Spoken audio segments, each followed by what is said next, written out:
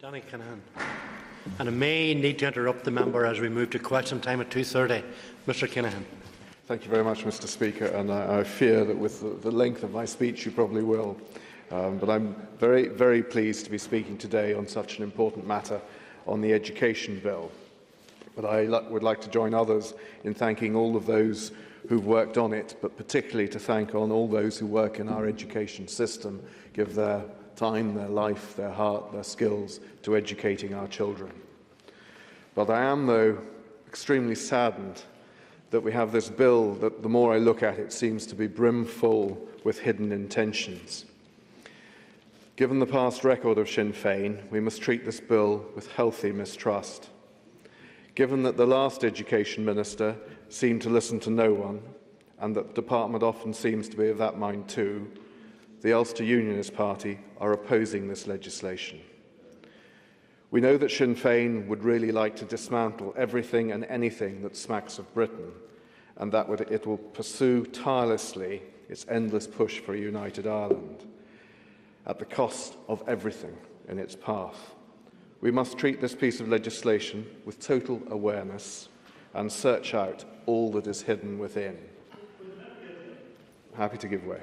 Thanks, Member. It's not the first time the Ulster Unionist has a different policy position. They had 3 last week. And now, could he explain why then his colleague who's sitting beside him on the 23rd of July criticised OFM-DFM for not being quick enough in bringing the legislation forward?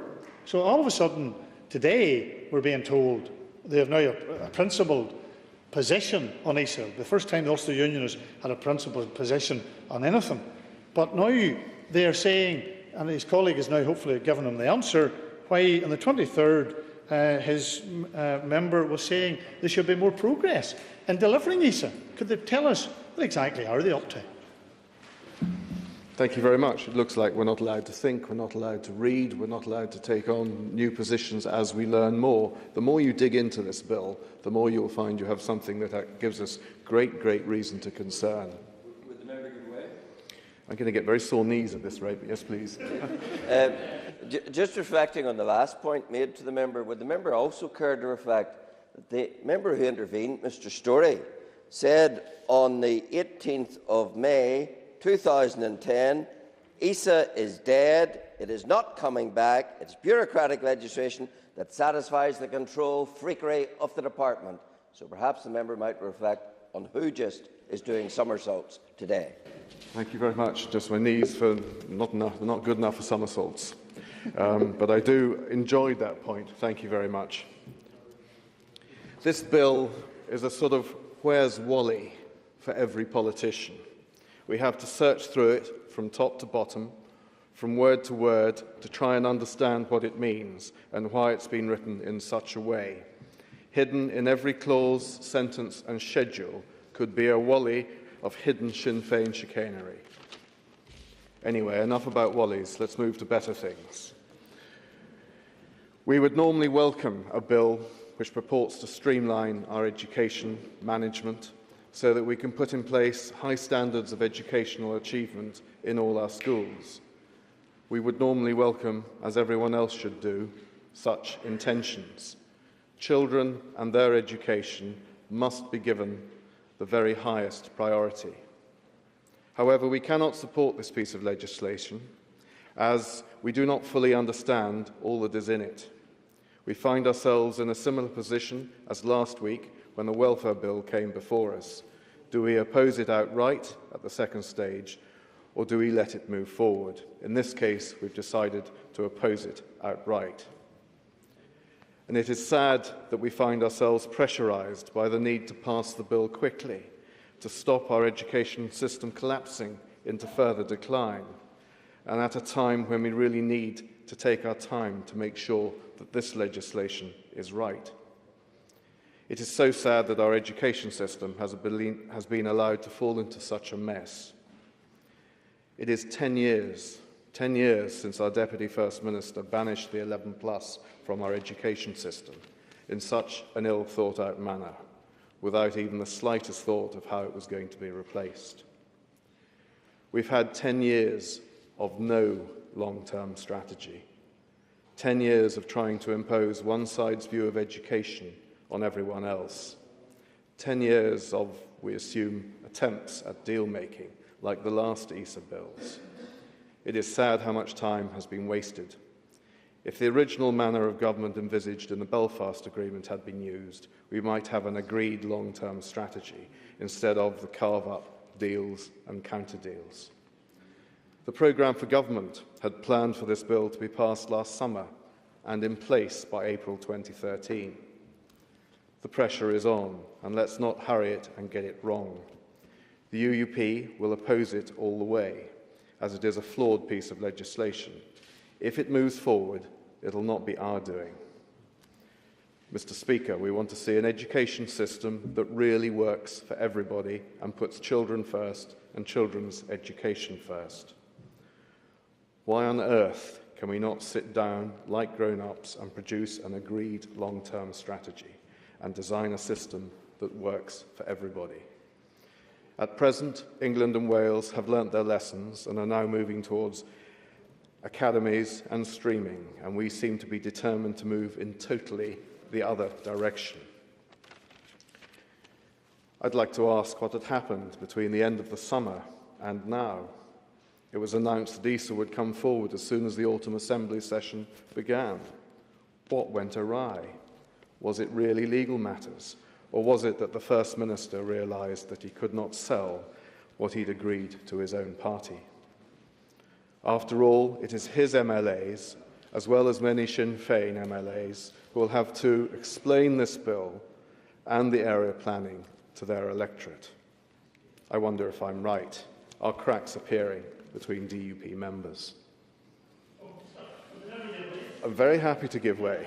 I hope you'll clarify that. I have to say, really, to come to this House today and to give us a lecture on fractured relationships within parties, probably he's speaking from experience, given the number of differences there are in that corner of the members who even wish to appear. Let me make it very clear. There's no difference between Peter Robinson and myself. There's no difference between Peter Robinson and the members of this party, because despite what the Ulster Unionist Party may be in disarray, this party is still united and going forward. Order. Let's have interventions that are clearly linked to the bill, especially the second stage of the bill, when we're talking about the principle of the bill. Thank you. Thank you very much. Nice to find I obviously hit a sore point. If I'm right, we may be close to a betrayal of all that is great in our education system, a betrayal by our First Minister, as grammar schools, voluntary grammars and even the maintained system are all thrown to the lions. I want to ensure I leave with you that thought that we are, as I've said before, on a course towards achieving the lowest common standards of education rather than the highest. We should be raising our standards up, not dragging them all down. Today we have a bill so complex and yet so vacant of detail that no one in this chamber really knows what they're letting themselves in for. We have a heads of agreement agreed in November 2011 that is the basis of this bill. Indeed, any decision agreed in that office would immediately make me suspicious as to its intentions and as to all the political bargaining that must have inevitably occurred in the run-up to such an agreement. We know after last week's Education Committee that it is the heads of agreement that have yet to be finalised. Let me read you part of it. Point 10. Notwithstanding the foregoing, nothing in the new arrangements will undermine the following principles. There shall be no change to the ownership arrangements which negatively affects the respective role of the boards of governors of a school. And I'll read that again. There shall be no change to the ownership arrangements which negatively affects the respective role of the boards of governors of a school.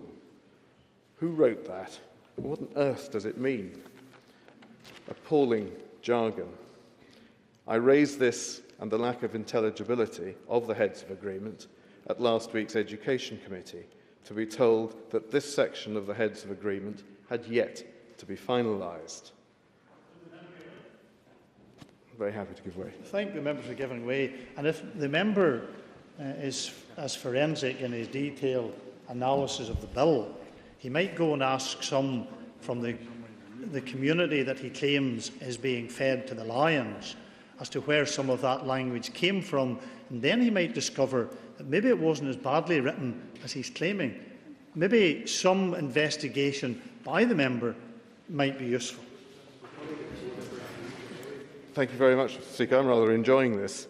I do feel there's a mass in there that we all need to be reading, and yet the more I listened to the chairman of the committee, all the way through his speech, I felt there was a lot of uncertainty and certainly lack of surety as to whether he really supported the bill. But if I go back to the heads of agreement, it does at times seems to be the back of a fag packet put together at the last minute. We're about to start a piece of legislation based on a set of agreed principles that have yet to be finalised. Were there no wordsmiths available that day? 2 weeks ago, we had teachers in post-primary schools pulling their hair out as they battled for 3 days with Neela and Nina, the literacy and numeracy tests. They were on their computers trying to carry out assessment on a system that had been hurriedly piloted so it could be rushed in this October. Are we about to see the same again? Here we have a core piece of legislation being pushed through before the heads of agreement have even been finished. I'll take an intervention. I don't know if either the First Minister or the Deputy First Minister were before the Education Committee last week. I suspect not. I wasn't there, but I suspect they weren't there. The heads of agreement as presented to me as Education Minister to bring forward as a policy memorandum are complete. The work of the First and Deputy First Minister are complete in that section. Legislation then proceeds by a policy memorandum, which was brought before the Executive and received approval. The policy memorandum sets out the broad aspects of the bill. That is approved by the Executive. I then brought forward the legislation to the Executive, which has been approved in the sense that it has been forwarded to the Assembly for the Assembly's pursuit. So is the member, as an Assembly member, going to take on his role as an Assembly member? Is his fellow colleagues going to take on their role as Assembly member? I personally don't care if they trust me or not. The question they have to ask themselves is this: do they trust themselves? Of course, Mr. Speaker. I have to answer that, though. Of course we trust ourselves, Mr. Speaker.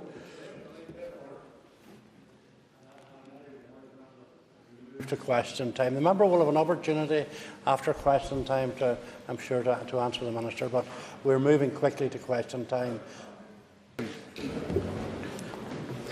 Thank you very much, Principal Deputy Speaker, and may I just remind those, if they weren't here beforehand, that the Ulster Unionist Party are opposing the bill. We're concerned about what it hides. I described it at one time as the Where's Wally for politicians, with too much hidden from view, and really concerned that they've been betrayed on one side and possibly tricked on the other. We cannot risk getting this wrong. Also, we finished the last part of the debate with a query over the heads of agreement, and I just want to be clear that it was actually the department last week at the committee who said that the heads of agreement weren't finalised when I was questioning what was actually meant by some of the words in that agreement. Mr. Mayor, officials who were present at the committee meeting last week, when they refer to the heads of agreement, and I wasn't there in terms of what for bottom has been used, but any reference to the head of agreements to Mayo officials will refer to the clause which has also been referred to by the head or by the chair of the Education Committee, which refers specifically to the heads of agreement. There is a view that that clause requires to be tidied up. My officials have not been instructed to, and I don't believe would have, suggesting that the heads of agreement itself is not complete. The legislation referring to the heads of agreement is not complete.